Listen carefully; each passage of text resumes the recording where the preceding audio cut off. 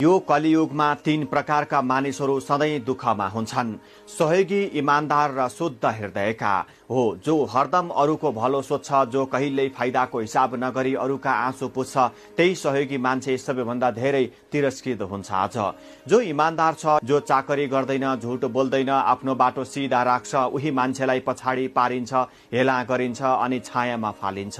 जो शुद्ध हृदय बोकेको हुन्छ, जसको मुटुमा लोभ छैन, ईर्ष्या छैन, द्वेष छैन, उहीलाई आज मूर्ख ठानिन्छ। उसको सफलता मजाक बन्छ। आजको समाजमा चाकरी गर्ने, मिठो झुट बोल्ने, तलबाट माथिसम्म चिप्लिएको मान्छे हिरो बन्ने गर्छ। साँच्चै बोल्ने, सिद्धान्तमा अडिने, मानवताको पक्षमा उभिने मान्छे एक्लो देखिन्छ, हाँसोको पात्र बन्नुपर्छ। तर यिनै एक्ला र चुपचाप रोइरहेका, आफ्नै आँसु लुकाएर अरूलाई हँसाउने यी मानिसहरूले नै भोलिको उज्यालोका मूल आधार हुन्।